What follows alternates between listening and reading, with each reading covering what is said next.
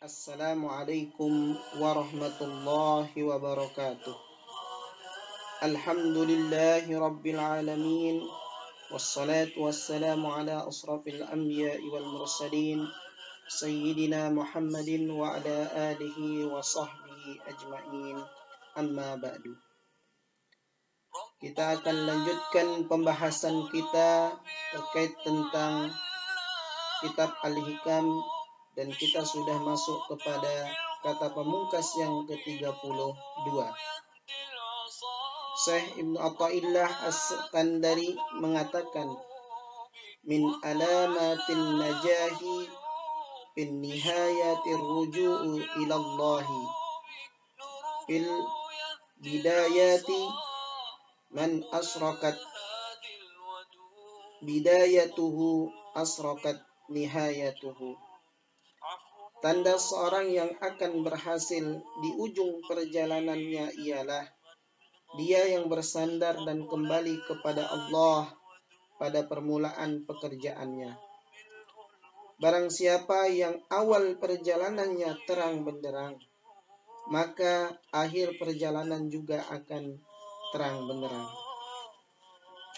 Sahabat spektakuler yang berbahagia, mari kita lihat apa yang dikatakan oleh Syekh Ibnu Athaillah ini dalam dua perspektif. Pertama adalah perspektif umum. Secara sederhana, kebijaksanaan Syekh Ibnu Athaillah ini bisa kita pahami dengan ungkapan yang sudah sering kita kenal selama ini. Permulaan yang baik menentukan ujung perjalanan. Kata pepatah Arab, bagaimana permulaan itulah yang akan menentukan sebuah akhir. Kama takun al-bidayah takun an-nihayah. Awal yang baik akan menentukan akhir yang baik pula. Begitu pula sebaliknya. Jika sejak awal seorang sudah benar-benar menata hati dan niatnya, melakukan sesuatu bukan untuk pamrih yang sifatnya sementara saja, melainkan hanya untuk Tuhan semata, maka itu akan menjadi pertanda keberhasilan pekerjaannya. Dalam Islam, kedudukan niat sangat penting. Niat bukan sekedar kerentek atau gerakan hati yang menghendaki sesuatu. Bagi seorang arsitek, niat adalah semacam gambar sebuah bangunan, semacam blueprint, rencana awal yang menentukan seluruh pekerjaan pada tahap berikutnya. Sahabat spektakuler yang berbahagia, karena itu ada kaidah fikih yang berbunyi, nihayah an-mu'min khairun min amalih. Niat seorang beriman lebih baik daripada pekerjaannya itu sendiri. Kaidah fikih ini tidak berarti bahwa pekerjaan dan eksekusi tidak penting. Tapi tanpa niat yang benar, pekerjaan bisa berlangsung tidak karuan dan bahkan bisa destruktif, baik bagi pelaku pekerjaan itu atau orang lain yang ada di sekitarnya. Niat sudah bisa ditata dengan benar. Ini sama saja dengan seorang insinyur sipil yang membangun suatu bangunan dengan gambar yang jelas dan detail. Separuh kelebihan dari keberhasilan pekerjaan ditentukan oleh niat alias gambar yang benar.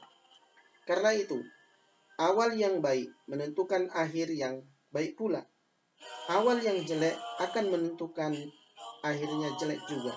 Jika kita mulai segala sesuatu dengan niat untuk mencari kerelaan Allah, keridhaan Allah, bukan pamrih-pamrih yang lain, maka kita sudah menjamin keberhasilan bagi pekerjaan kita. Itu kalau kita lihat dari perspektif umum. Mari kita tinjau dari perspektif khusus. Bagi seorang yang hendak masuk ke dalam kehidupan sufi, hal yang paling penting untuk ditata terlebih dahulu adalah niat.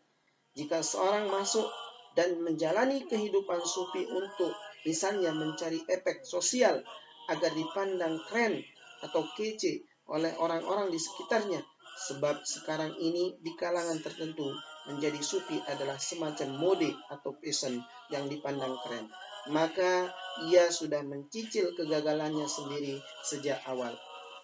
Sahabat spektakuler yang berbahagia, jika seorang menjalani kehidupan sufi agar meraih pengaruh sosial politik yang luas, sebab sekarang menjadi tokoh sufi bisa memiliki pengaruh yang politik yang keras, itu akan menyebabkan seorang akan menjadi manusia yang penuh dengan kegagalan dan akan mengakibatkan kegagalan pula bagi pelakunya.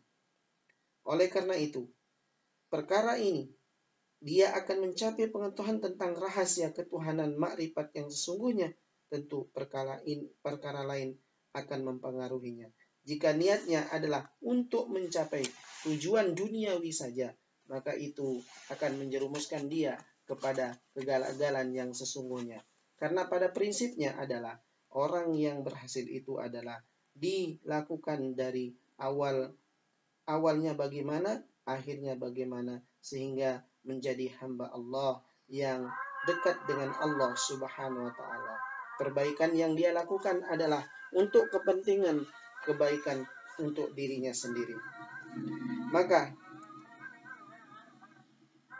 dia orang seperti itu bisa saja memperoleh apa yang ditujunya, tetapi perkaranya adalah apakah dia mencapai pengetahuan tentang rahasia ketuhanan makrifat yang sesungguhnya. Tentu perkara ini berbeda. Jika niatnya adalah untuk tujuan duniawi, maka dia telah menutup jalan menuju keberhasilannya atau wusul sampai kepada Allah Subhanahu wa Ta'ala. Jika kita berniat melakukan suatu, maka sebaliknya kita menata agar kehendak kita berjalan seiring dengan kehendak Tuhan. Jika kita mampu menata niat seperti ini, memasang niat agar lurus seiring dengan kehendak Tuhan, maka ini akan merasa ringan dan tidak menderita tekanan karena risau akan keberhasilan setidaknya pekerjaan itu. Apapun yang terjadi akan kita terima sebagai bagian dari kehendak kita. Sekali lagi, janganlah kita memaknai ini sebagai sikap pasif menerima saja ketentuan Allah. Sebagaimana sudah kita ulas pada bagian yang lalu, bahwa ikhtiar manusia tetaplah tak terhindarkan, bahkan sesuatu kewajiban. Tetapi seraya kita berikhtiar, kita harus menata niat kita agar kita itu semata-mata kita sandarkan kepada akhirnya, yaitu pada Allah Subhanahu wa Ta'ala. Karena memang Allah Subhanahu wa Ta'ala pemberi yang terbaik, dan kepadanya lah kita bersandar, dan tidak ada sebaik-baik standar dan maha standar yang paling tinggi adalah kita bersandar kepada Allah Subhanahu wa Ta'ala. Lalu pelajaran yang sangat penting untuk kita bisa petik dari apa yang diungkapkan oleh Sayyidina Athaillah ini adalah kehendak alam. Kita harus bisa membaca kehendak alam, ketentuan Tuhan, dan bekerja menyesuaikan diri dengan itu.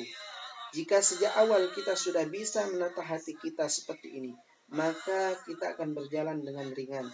Kita bekerja keras, tetapi tanpa beban yang berlebihan. Mengenai hasil akhir, sebab barangkali Tuhan mengajari kita lewat proses, bukan lewat hasil akhir. Karena proses adalah cara terbaik dan cara ternikmat untuk bisa mendapatkan sandaran yang baik untuk kehidupan kita. Maka mari kita lihat pelajaran berikutnya adalah seringkali niat yang benar dan tepat jauh lebih penting dari pekerjaan itu sendiri. Tentu ini bukan berarti bahwa mengerjakan niat tidak penting, tapi martabat niat lebih tinggi daripada pekerjaan. Sebab dengan niat yang soleh, maka akan mendapatkan hasil yang soleh atau baik. Namun apabila niatnya salah, pekerjaan bisa berdampak destruktif. Jika sebuah pekerjaan berdampak destruktif, lebih baik tidak dikerjakan ketimbang dieksekusi. Karena itu, seperti kata Sayyidina Athaillah, bahwa awal yang baik, yaitu awal yang diniatkan hanya kepada Allah Subhanahu wa Ta'ala, akan menjamin keberhasilan pekerjaan kita. Walaupun misalnya pekerjaan kita secara lahiriah tidak mencapai target yang kita rencanakan dari awal. Tetapi jika sejak awal niat yang benar, niat kita benar, pekerjaan kita benar, maka hasilnya insya Allah pekerjaan kita pun akan berhasil dan pekerjaan kita akan mendapatkan jaminan terbaik keberhasilan. Nah, apabila kita niatnya hanya untuk Tuhan, akan menjamin keberhasilan pekerjaan kita. Walaupun misalnya pekerjaan kita secara lahiriah tidak mencapai target yang kita rencanakan dari awal. Tetapi jika sejak awal niat kita benar, maka kita tetap berhasil.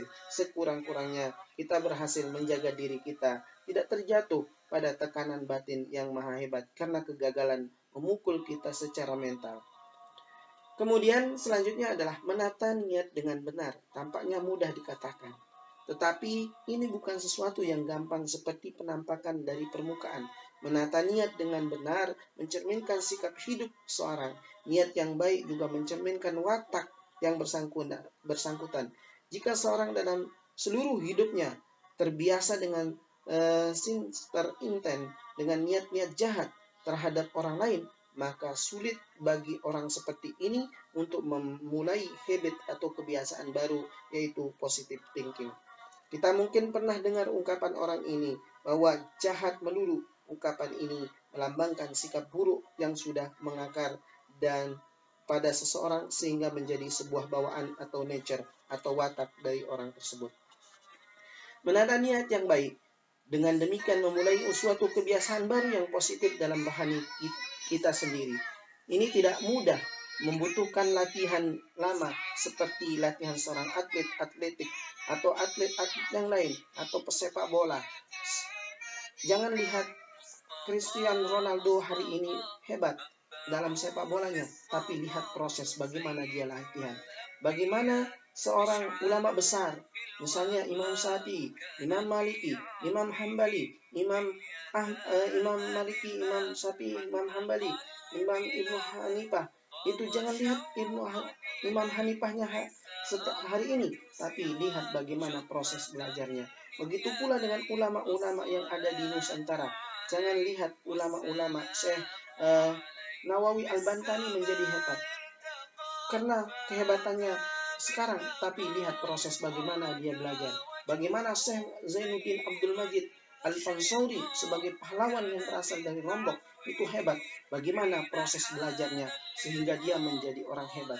Bagaimana Gus Baha misalnya, ahli dalam bidang ini, dia hebat itu. Lihat proses bagaimana dia belajar.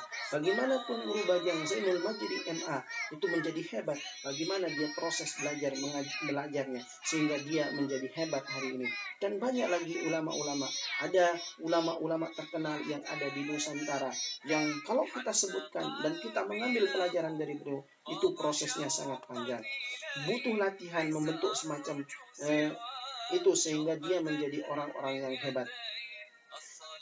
Seorang yang sudah terlatih itu akan menjadi orang yang hebat. Niat yang otomatis dalam tubuh orang yang hebat tersebut adalah niatnya yang bagaimana dia belajar, bagaimana dia menata kehidupannya sehingga dia menjadi orang yang hebat. Begitu juga kita perlu membangun niat yang otomatis dalam mental dan rohani kita sehingga kita akan dengan sendirinya bisa memiliki niat positif dalam setiap pekerjaan yang kita lakukan karena dia telah menjadi kebiasaan yang mengakar dalam diri kita. Allahumma, semoga kita bisa menata niat kita dengan benar dalam setiap pekerjaan yang kita lakukan dan semoga kita terhindar dari niat-niat buruk yang akan merusak diri kita dan orang lain. Wallahu alam. Salam spektakuler. Assalamualaikum warahmatullahi wabarakatuh.